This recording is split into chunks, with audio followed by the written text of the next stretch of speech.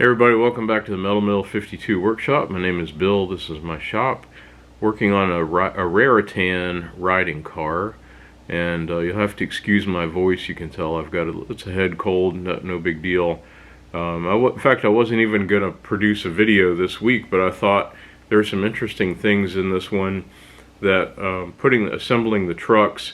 I cover painting them, putting some gun blue on some of the levers, and loctiting the wheels in place.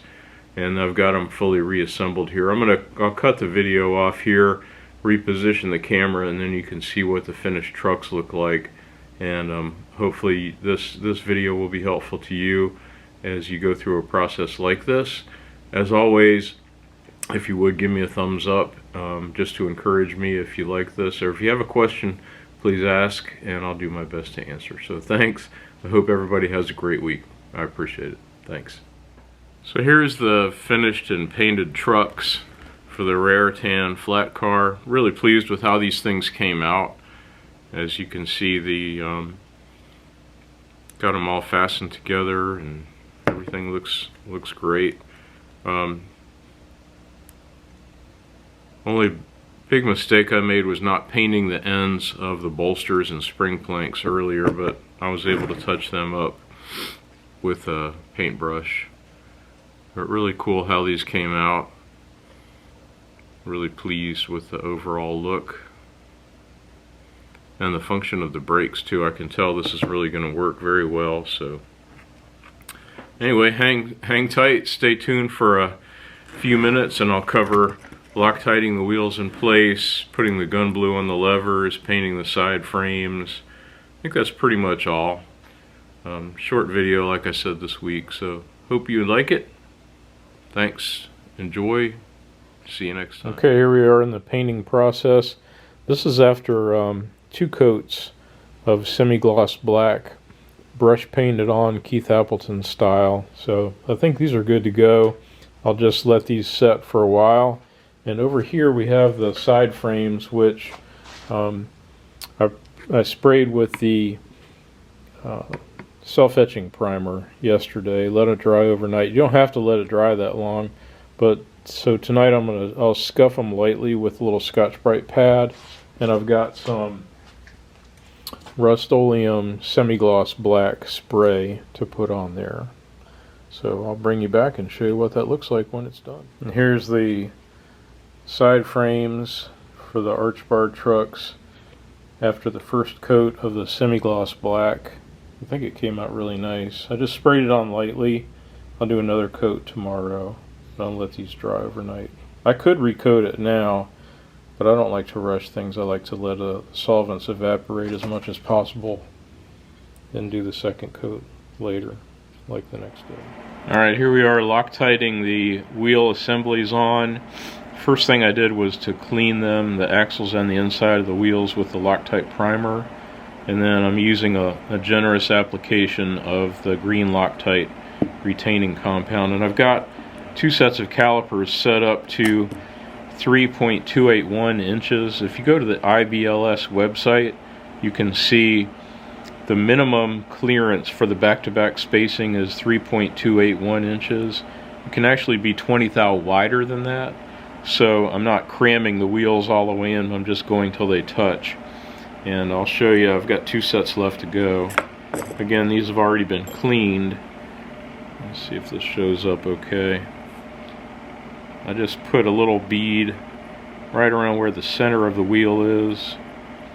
Remember, it's 5/8 inch or 9/16 inch thick at its widest part.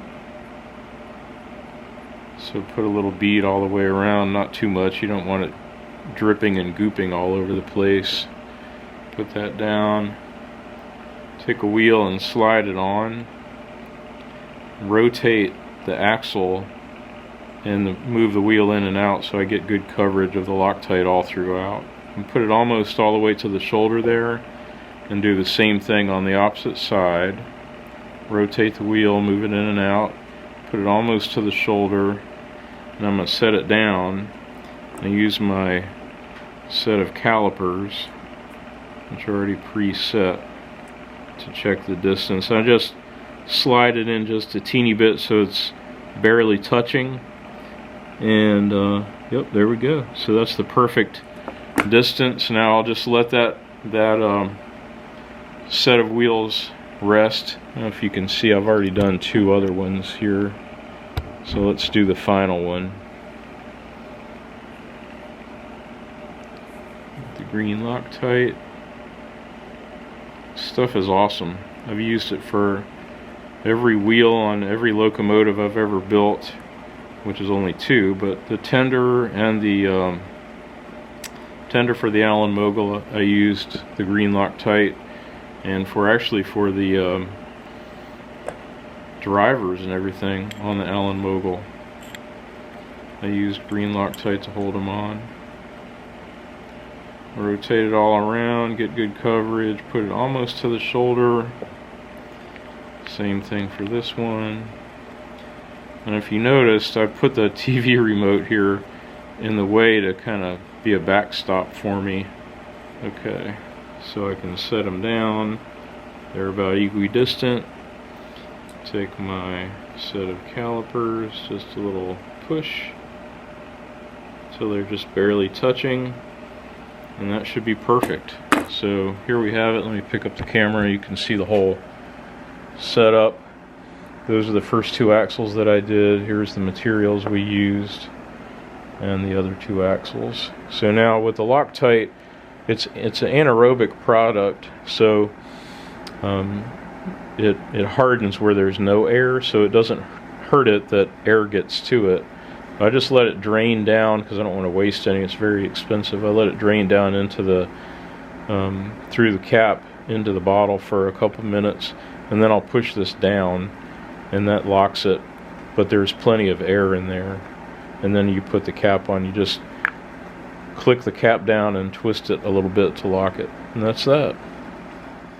Alright, I decided just to do the gun blue on the levers because I wasn't satisfied with the finish I had from machining them, and I do like how all the rest of the brake parts look together. So basically all I did was I cleaned them off, I sanded them down a little bit with some fine sandpaper, cleaned any residue off of them with some acetone, and then I used a acid brush here to brush both sides liberally with the Birchwood Casey Super Blue Gun Blue.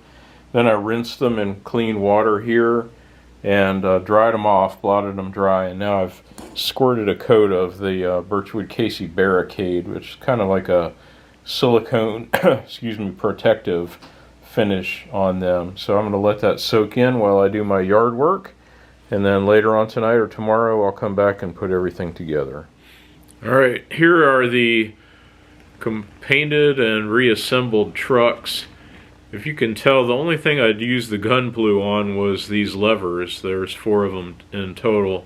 I think it looks really nice in contrast with the brass screw heads or rivet heads, pin fasteners, whatever you want to call them. You might be able to tell that the wheels, it was almost negligible impact painting the centers of the wheels, so not really a big deal if you want to skip that, but it will prevent rust. And the frames are painted on the sides. One thing that's funny, I didn't think about this, and I wish I would have, was the edges, right here, the top and bottom edges of the spring planks and bolsters. I wish I would have spray painted those edges when I was spray painting the frames, because I forgot to do that. And when I put it all together, it looked really odd with those blinging, shiny aluminum ends. And so I just took a paintbrush and paintbrushed them with the same semi-gloss black that I used inside the wheels. So that's that. I guess I'll go ahead and publish this this short video on the painting and so forth, and then we'll just put a wrap on the trucks, and we'll start on the bolsters and the rest of the car. So please give me a thumbs up, ask any questions that you might have, and I look forward to seeing you again soon. Thank you.